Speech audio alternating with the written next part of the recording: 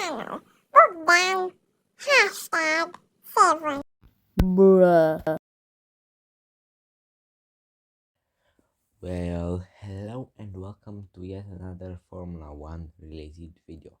Today we are reviewing the 2025 Sao Paulo Grand Prix race.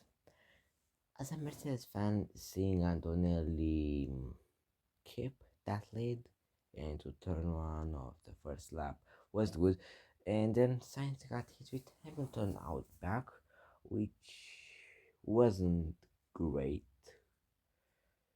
1 lap later, Hamilton would eventually have his front wing completely wiped out after contact on the straight with the main straight with Colapinto.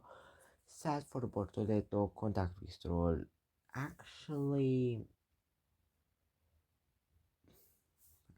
very controversial thing. At least he had a better and let's say safer crash in the sprint, but still heartbreaking home weekend for him. The restart, the Piastri drama, the crash that saw Leclerc DNF, and eventually both Ferrari DNF the race for the second time this season after the Netherlands.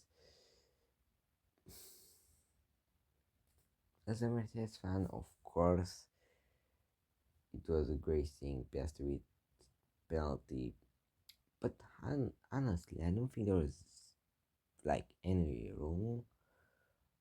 Free wide into third one in Interlagos doesn't really go. And I understand why the stewards decided to give the one which had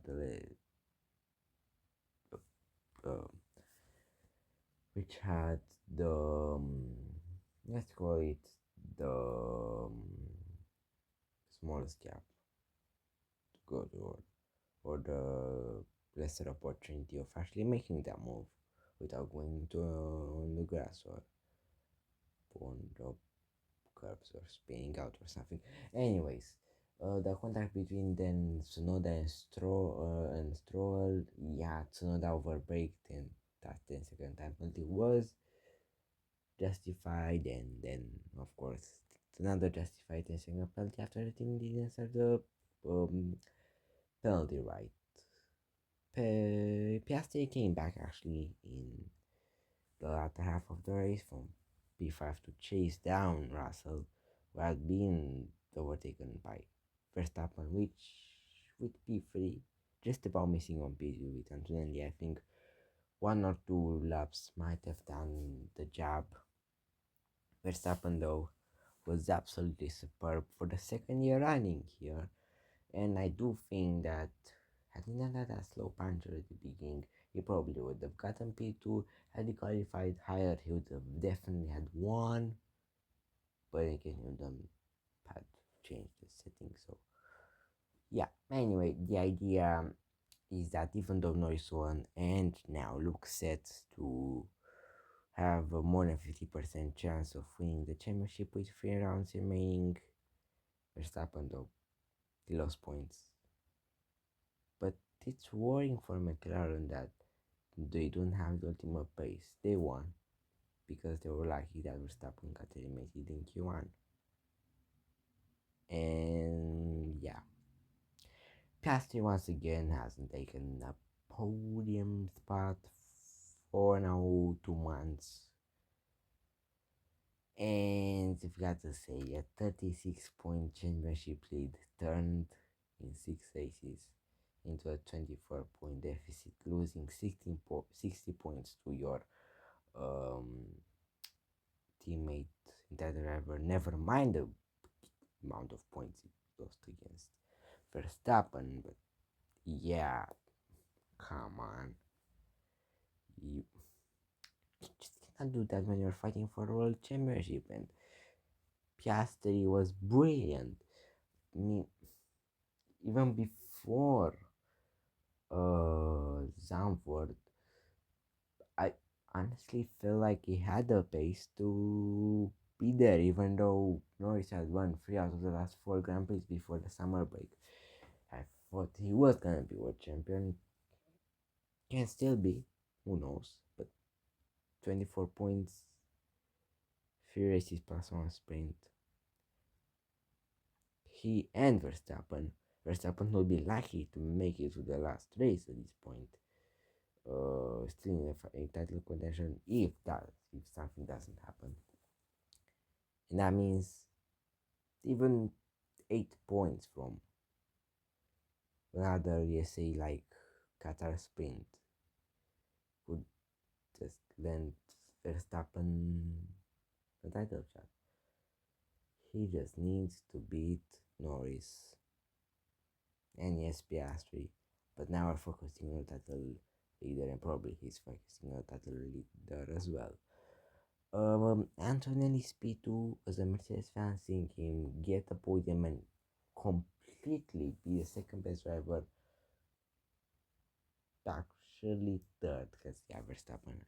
But overall, he was second behind Norris in sprint qualifying, second behind Norris in the sprint, second behind Norris in qualifying, second behind Norris in the race. He was always second, close to him, nearly won the sprint, nearly took sprint qualifying pole, nearly took a qualifying pole. He's been there, honestly. He had a brilliant weekend and he's now beaten Russell for 2 Grand Prix in a row. I mean, Russell himself, probably up to strategy, but still, started P6, Stanley P4. Yeah. That's good.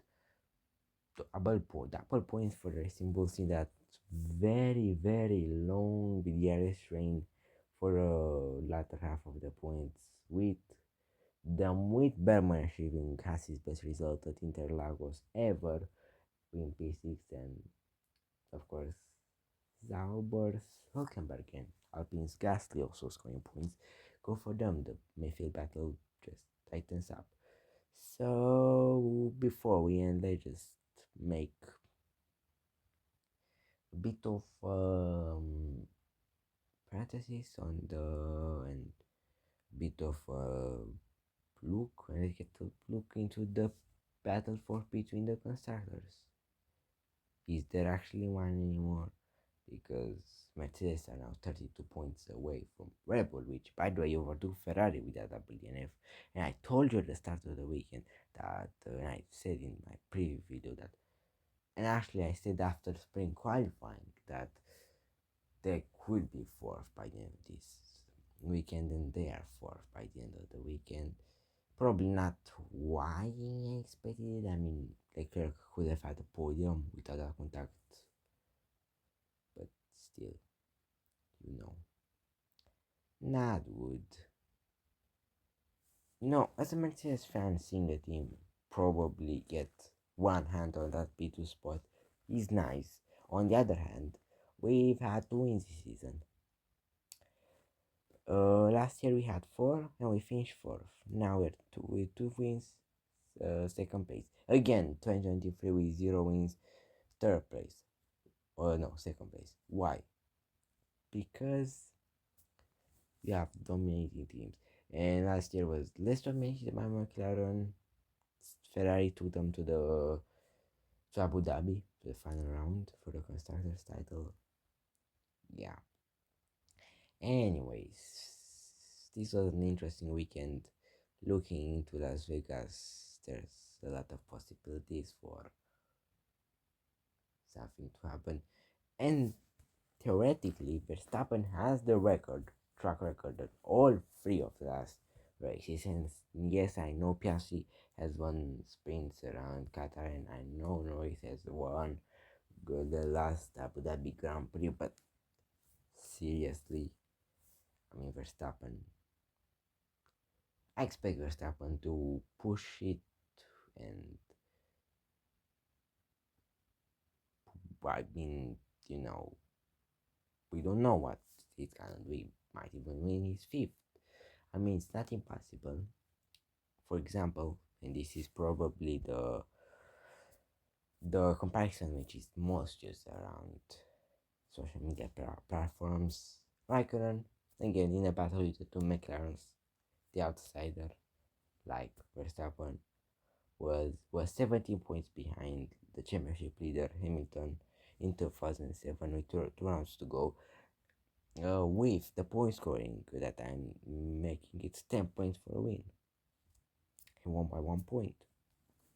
We have to understand things can happen and you can still be world champion. And technically, Norris is kind of there. He's there. He's kind of world champion. But that doesn't mean things can't change. Anyways, thank you for watching. Like and subscribe. Goodbye.